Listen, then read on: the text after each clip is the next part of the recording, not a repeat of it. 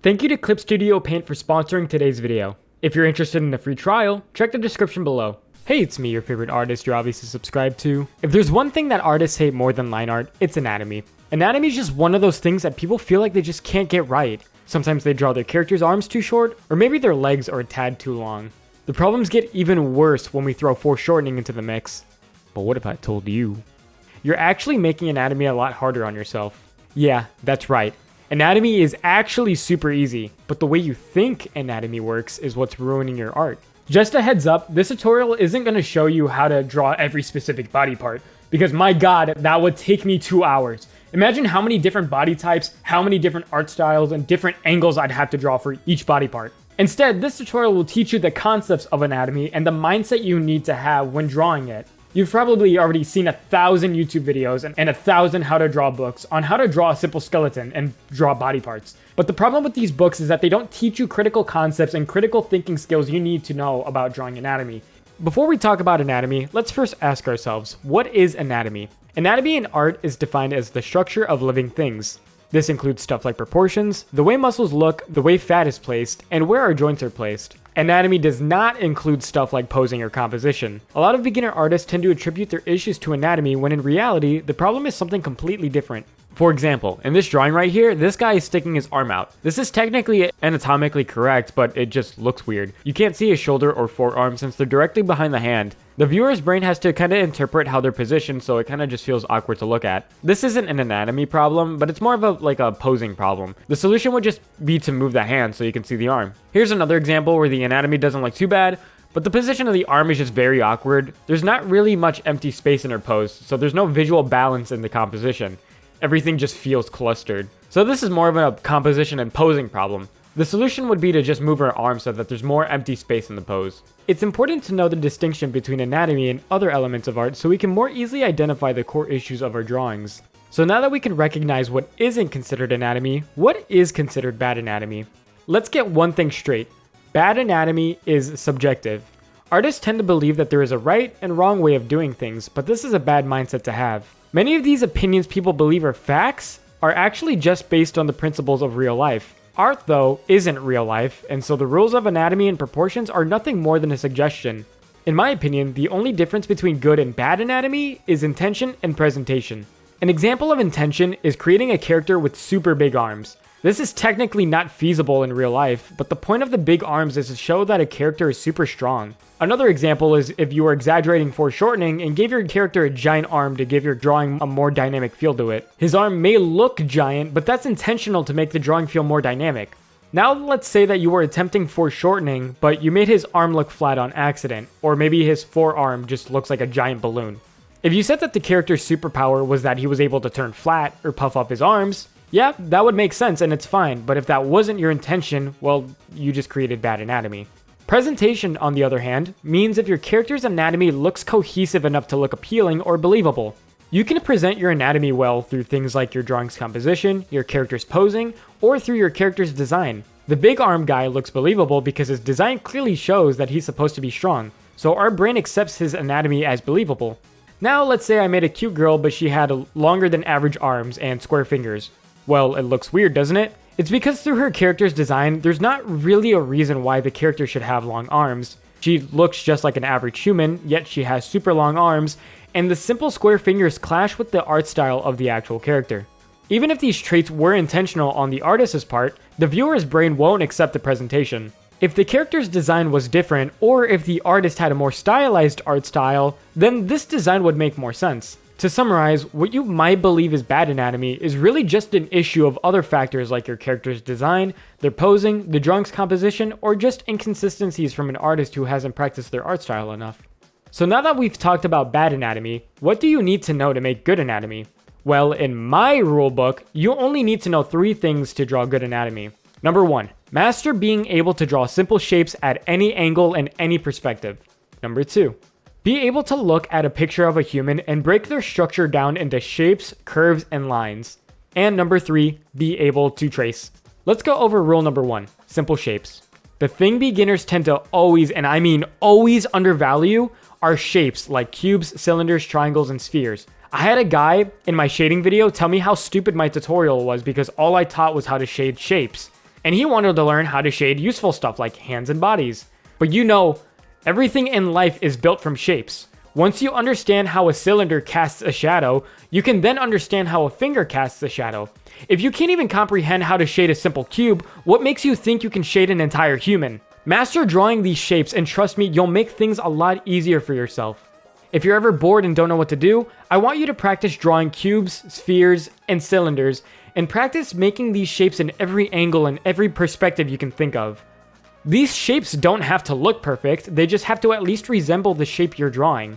After you feel like you can draw these shapes in basically any way, start stacking them, start combining them, make them follow the same perspective.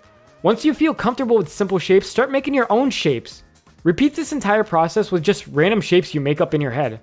The point of this exercise is so you can get used to visualizing a 3D environment. Surprisingly, you can make simple cubes look super dynamic, like this.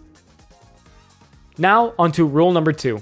Be able to look at a picture of a human and break their structure down into shapes, curves, and lines. So this rule really depends on what art style you're going for. What I mean by picture of a human is you can basically just use a picture of an actual human, or you can use art pieces by your favorite artists that have an art style that resemble the type of art style that you want. Whether that art style is super cartoony or super realistic, this tip will work for anything. So to show off this rule, I'm going to be using an art piece by a YouTuber that you're obviously subscribed to. So the first thing I'm going to do is hide the background so that it's easier to see what I'm doing. Clip Studio Paint actually has this really cool feature that allows you to easily switch between different variations of the same drawing. If you're a person that likes to have a bunch of different variations of one drawing, instead of having to go and switch between layers manually, this feature allows you to automate it easier. As you can see, I have a version with no colors, no background, and a background. It's a very cool feature that Clip Studio Paint has. So to kind of break down anatomy into simple shapes, curves, and lines, we're going to work backwards from the art process. We're going to kind of reverse engineer it. So the first thing we're going to do is we're going to use a forbidden tool called tracing. Tracing for anatomy is actually a very helpful tool because it allows you to more easily visualize the simple curves and lines that artists use when drawing different body parts. So for an example, I'm going to be using the head. I'm going to trace the head. And while I trace the head, I'm going to study what types of curves and lines this artist likes to use when drawing specific parts of the face. So I kind of like to break down my lines into 4 different kinds of lines. So 1, a regular line. Number 2, a C curve. 3, S curve. And then 4, a C curve. So as I start to trace the face, I'm going to kind of notice what kind of lines this artist likes to use. So for here, I notice that this artist likes to use a very slight C curve for the part right by the eye. For the cheek, I see that they like to use an S curve, like a very slight S curve like that. For the chin, they probably just use a C curve. And then for this part, a little slight S curve actually.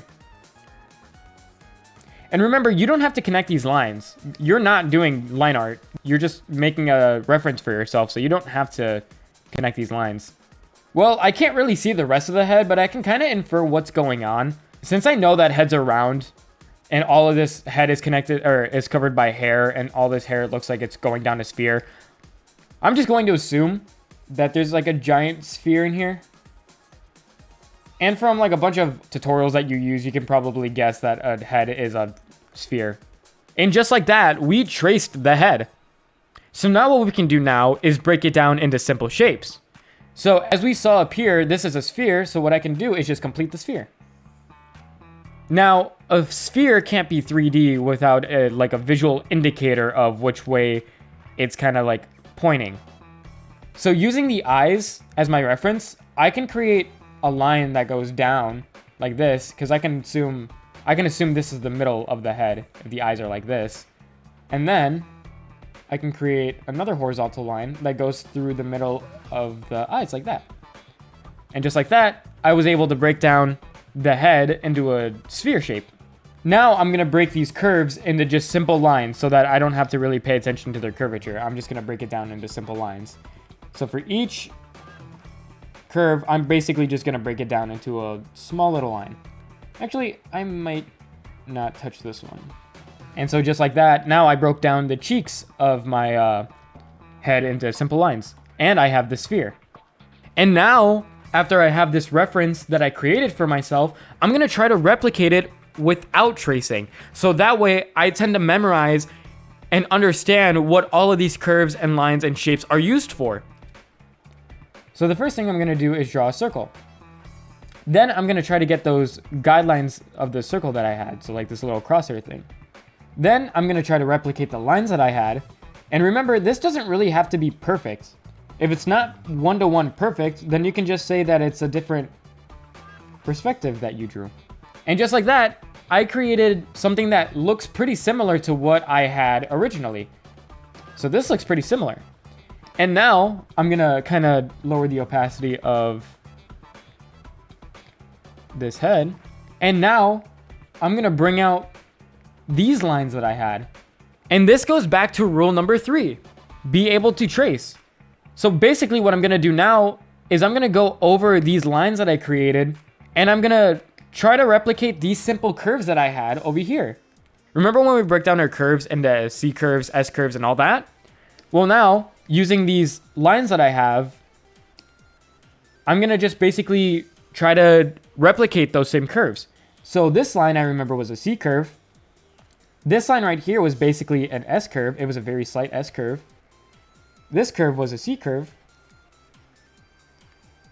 And then this curve was also like a slight S curve.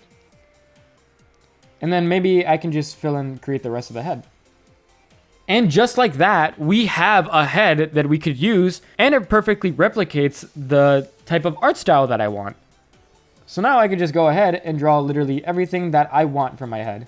Bam, that's my character. She has a very pushed back hairline. If you don't really have a specific artist to reference, check out Pose Maniacs. Pose Maniacs has so many poses that you can reference off of. They have different categories of poses, and even the poses for different genders. The coolest part is that if you have Clip Studio Paint, you can open these poses from the browser into Clip Studio Paint. Just click on the button, click on what drawing figure you have, and just like that, you have a body to reference of and follow these steps with. Remember, if you want to try it out for yourself, check out the description below. You can do this with any body part. As another example, I'm going to be doing this with the hands, something that's very intricate. All I'm going to do is I'm going to trace over the hand, trying to pay attention to what lines that this artist likes to use. So like that, I'm going to do the finger. So I can see that this artist for here likes to use an S curve. Over here, they like to use an S curve, C curve, inverse C curve, an S curve, and then a C curve. Then I'm going to break these curves into simple lines. So one line, two line. I'm going to just keep this as a curve. Another line, another line. And then I'm going to try to break these lines down into shapes. So I can see that like these shapes are pretty much cylinders. A finger, if you think about it, is pretty much like a cylinder and another cylinder. So I'm just going to break them down into cylinders. Now I have this reference that I'm going to try to replicate on this side of my drawing. So I got a circle. I'm going to create a cylinder. And then another cylinder from this cylinder. And it doesn't have to be perfect. And now I'm going to hide the opacity. I'm going to bring out those curves that I had for each line. And I'm going to try to replicate those curves. So this line was a slight S curve like this. This line was a C curve. This line was an S curve. This line was a C curve. And this line was an S curve. Hold up. Yeah, this line was an S curve and then a C curve. And see how I basically trace over this initial shape that I have? You just basically want to trace over it.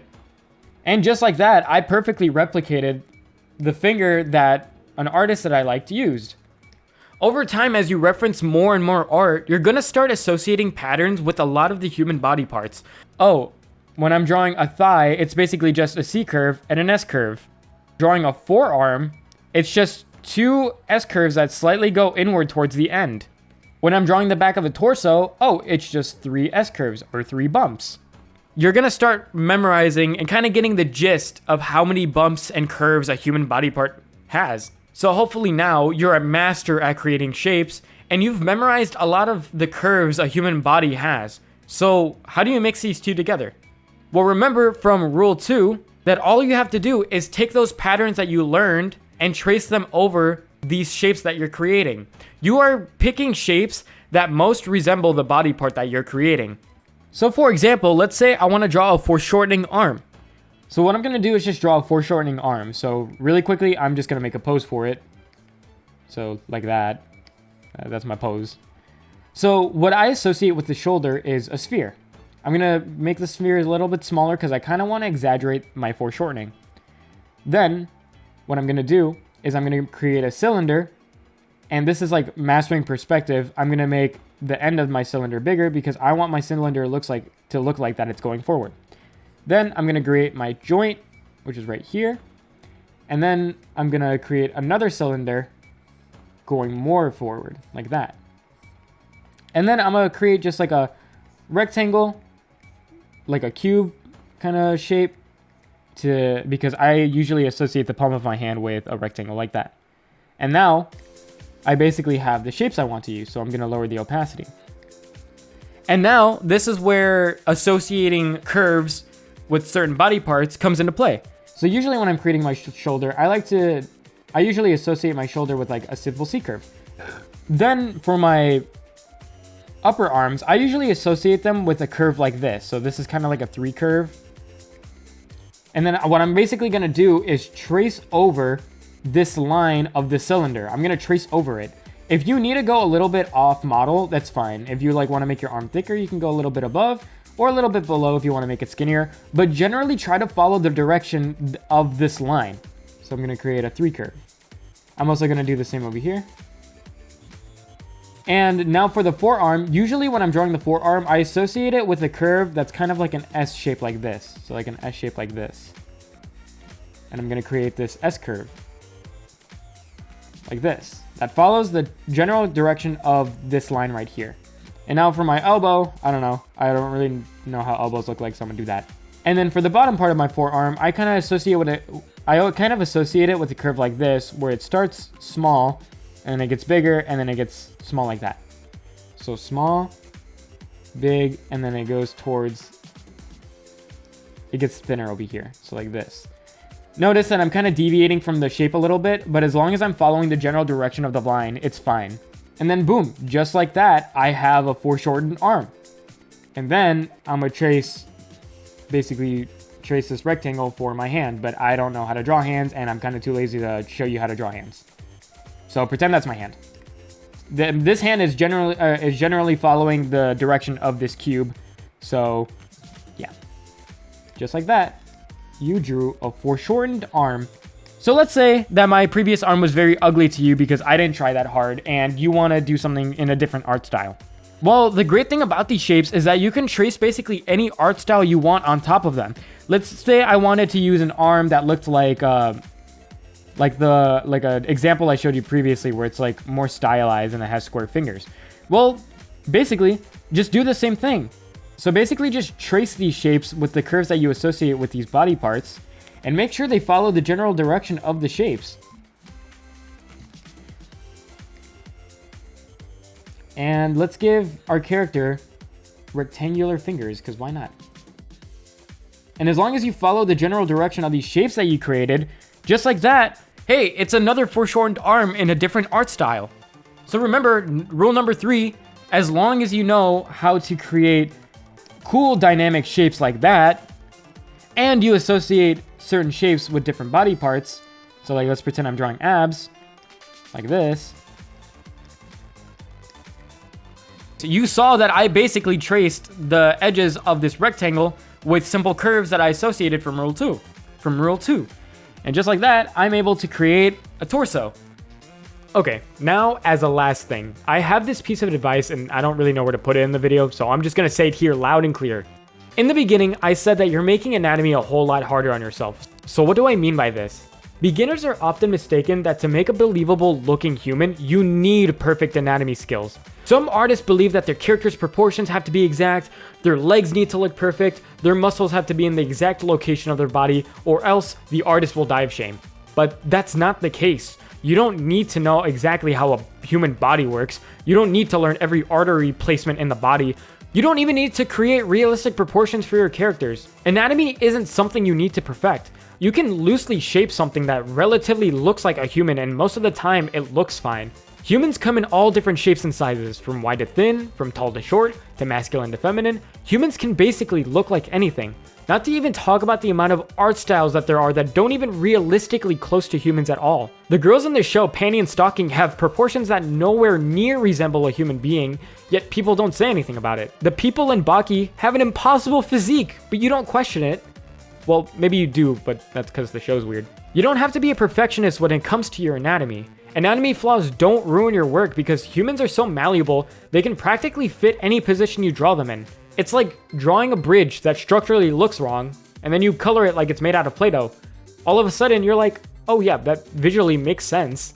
There are stuff that matters more than your anatomy, like your composition, your color choice, do you convey your character's form properly, and the overall unity of your artwork. If I distorted this image and just made her arm a little bit to the left, does it really change? No. If I made it a little bit to, like, up, like, no matter how much I minorly distort it, the image still looks relatively fine.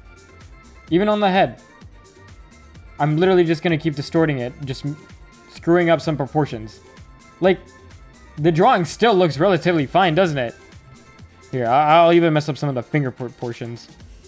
Literally, like, no matter how much I distort, the drawing looks fine.